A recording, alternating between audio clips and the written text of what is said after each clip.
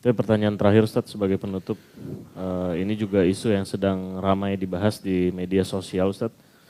Belum lama ada seorang dai Ustadz yang menyebabkan syubhat di tengah-tengah kita dengan memberikan tafsiran sendiri tentang surah pemusik Ustadz. Yang akhirnya menafsirkan bahwa musik ini tidak haram Ustadz. Nah ini bagaimana pendapat antum Ustadz? Saya bukan sebutin pendapat saya, ya. Tapi hampir mayoritas ulama termasuk Imam 4 mengharamkan.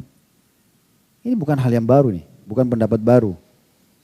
Dan memaknakan syuara atau penyair itu adalah pemusik, ini keliru ini. Dalam bahasa Arab juga sudah jelas perbedaan mana penyair, mana penyanyi, kan gitu. Tidak selamanya juga penyair itu bisa penyanyi.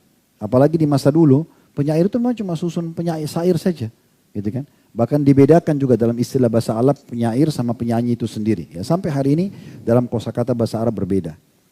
Kalau dalam masalah hal ini tentunya saya bukan mendapat pendapat baru ya, tapi insya Allah coba saya bacakan beberapa yang saya tahu berhubungan dengan masalah pendapat-pendapat ulama dalam masalah ini ya. Coba saya searchingkan dulu. Ya.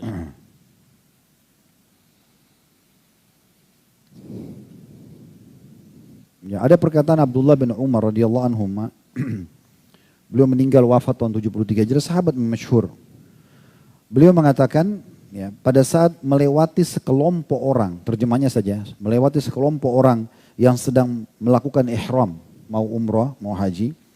Lalu kemudian di antara mereka ada seorang yang bernyanyi, sambil ihram, sambil dia bernyanyi. Maka kata Abdullah bin Umar kepada orang yang bernyanyi itu, ingatlah, aku berdoa kepada Allah, semoga doa-doamu tidak diterima. Abdullah bin Umar mendoakan si penyanyi itu supaya doanya tidak diterima. Ya. Begitu juga dengan Abdullah bin Abbas radhiyallahu anhu yang meninggal tahun 68 Hijriah. Beliau mengatakan seluruh alat-alat musik atau ma'azif hukumnya haram. Bahkan beliau mengatakan beduk, gendang dan sejenisnya juga serta seruling masuk dalam hukum haram. Ini perkataan sahabat, ya. Ini teman-teman bisa melihat tentunya tidak asing di dalam buku-buku yang sangat masyhur seperti misalnya kalau tadi pendapat Abdullah bin Umar itu dari kitab Zammul Malahi, ya. Zammul Malahi di nomor 17 di halaman 17 dan juga Talbis Iblis yang tulis oleh Ibnu Qayyim di halaman 240, ya. Kemudian juga kalau yang tadi Abdullah bin Abbas radhiyallahu anhuma yang mengatakan haram alat-alat musik atau ma'azif itu diriwayatkan oleh Al-Baihaqi dalam sunan beliau serta juga disahihkan oleh para ulama. Ya. Begitu juga dinukil pendapat-pendapat para ulama-ulama yang masyhur dari Imam 4 pun sama. Pendapat-pendapat mereka mungkin ini kalau saya ingin bahas cukup panjang tapi teman-teman bisa nanti melihat ya. Tapi kita coba mulai dulu dari kalau dari generasi setelah sahabat ada Umar bin Abdul Aziz yang beliau wafat tahun 101 Hijriah ya. Beliau jadi khalifah waktu itu tahun 99 selama 2 tahun sampai 101. Beliau mengatakan pada saat menulis surat kepada guru anaknya. Beliau mengatakan kepada guru anaknya, hendaklah yang pertama kali engkau tanamkan keyakinan pada anak-anakku dari akhlakmu adalah membenci alat-alat musik. Jadi Umar bin Aziz berkata kepada guru anak-anaknya, yang paling pertama kau sampaikan kepada anakku, kau harus tunjukkan kalau kau benci musik itu. Ya. Yang pertama, sesuatu yang dimulai dari syaitan dan akibatnya ialah mendapatkan kemurkaan dari Allah yang Maha Pengasih. Karena sungguhnya telah sampai kepadaku dari para ulama yang terpercaya bahwa menghadir alat-alat musik dan mendengarkan nyanyian serta menyukainya akan menumbuhkan kemunafikan dalam hati. Ini perkataan Umar bin Abdul Aziz tahun 101 Hijriah meninggalnya. Kita sekarang 1445 Hijriah. Ini masih generasi awal ya. Beliau mengatakan karena nyanyian serta menyukainya akan menumbuhkan kemunafikan dalam hati. Sebagaimana air menumbuhkan rumputan. Demi Allah sungguhnya menjaga hal itu dengan tidak mendatangi tempat-tempat tersebut lebih mudah bagi orang-orang yang berakal daripada bercokolnya kemunafikan dalam hati. Kalau kita kembali juga mereview keadaan Nabi SAW, tiba-tiba saya teringat salah satu yang pernah saya temukan dalam buku-buku sirah yang unik ini sebelum Nabi SAW dinobatkan jadi Nabi ya.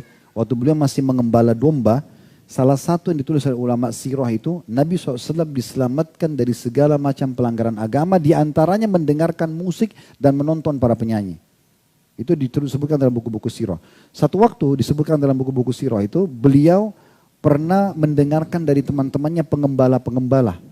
Nabi itu mengembala domba dari umur 8 tahun sampai umur 21 tahun. Jadi 13 tahun beliau mengembala domba. Tapi nggak disebutkan di umur keberapa, di tahun keberapa ini beliau, riwayat ini cuma dikatakan salah satu riwayat pernah beliau dengar dari teman-teman pengembalanya yang lain waktu kumpul, waktu beliau mau pulang sore hari mengembalikan domba-domba. Mereka menceritakan semalam itu ada acara perkawinan dan ada penyanyi, musik begini dan begitu. Sampai Nabi SAW tertarik mendengarkan cerita itu. Lalu beliau bilang, besok kalau ada acara lagi, saya akan coba melihat, tolong kamu jaga gembalaan saya. Maka dikatakan dalam buku itu, dalam buku-buku sejarah, kalau pada saat esok harinya, waktu saat beliau niat untuk pergi, beliau ngantuk dan tertidur. Dan itu terjadi sampai beberapa hari. Akhirnya beliau tidak jadi menonton dan menyaksikan hal tersebut. Ya, itu poin-poin yang sangat jelas gitu ya. Begitu juga banyak sekali ya dinukil perkataan-perkataan dari para ulama salaf, diantaranya Ibnu Taimiyah rahimahullah, beliau wafat tahun 728 Hijriah. Beliau mengatakan 4 imam madhab berpendapat bahwa semua alat musik adalah haram. Telah ada hadis Nabi SAW yang diriwayatkan oleh Al-Bukhari dan ulama lainnya, bahwasanya Nabi SAW mengabarkan akan adanya orang-orang dari umatnya yang menghalalkan zina, sutra, minum khamar dan alat-alat musik, serta akan diubah menjadi kerah dan babi. Al-ma'azif, kata beliau, adalah alat-alat musik sebagaimana disebutkan oleh para pakar bahasa Arab. Bentuk jamaknya adalah ma'zifa, ya. Yaitu alat yang dibunyikan dan tidak ada perselisihan sedikit pun dari pengikut para imam tentang haramnya hal tersebut. Ya, itu dinukil dari buku beliau Majmu' Fatawa ya, di jilid 9 halaman 576 dan sekian banyak tentunya. Kalau kita ingin nukil ini banyak sekali pendapat ulama berhubungan dengan masalah, antum tinggal ketik saja tentang pendapat ulama berhubungan dengan masalah musik. Ya. Tapi setelah kita jelaskan hukum-hukum seperti ini teman-teman sekalian, setiap orang bisa saja berbicara. Kita tidak akan pernah di majelis kita menyalahkan siapapun. Kalau ada pendapat, karena ini ditanyakan tadi ya, kalau ada pendapat yang mengatakan begitu dan dia siap bertanggung jawab depan Allah, itu hak dia. Silakan saja. Tapi kita juga punya hak untuk menjelaskan apa yang kita ketahui. Sebagaimana juga cukup banyak selalu dikatakan, oh majelis salaf, majelis wahabi itu tidak sukain dan itu. Kan ini pendapat. Dia berpendapat, silakan kita juga berpendapat, gitu kan? Dia tidak usah paksakan pendapat dia kepada kita, kita juga tidak bisa paksakan pendapat kita kepada dia. Tapi kita harus saling menghormati di sini. Yang penting siap bertanggung jawab di hadapan Allah Subhanahu wa taala. Tapi insya Allah hukum ini tidak asing, antum bisa searching di Google, cukup banyak tulisan artikel-artikel, ceramah-ceramah para ulama menjelaskan masalah ini. Dan ini bukan dari saya pribadi, karena ini hukum ini sudah sangat lama ya. Dan cukuplah sumpahnya Abdullah bin Mas'ud radhiyallahu anhu tentang tafsir salah satu ayat Al-Quran, wa minan nasi ma yashtari lahwal hadith yudillah nasa an sabilillah, dan ada sebagian orang memperjualbelikan perkataan-perkataan untuk menyesatkan manusia dari jalan Allah. Beliau bersumpah demi Allah yang dimaksud adalah musik. Beliau bersumpah begitu. Dalam sebuah asar dinukil oleh Ibnu Qayyim rahimahullah dalam buku beliau Hadil Arwah ya. Beliau mengatakan salah satu statement yang ini asar ya.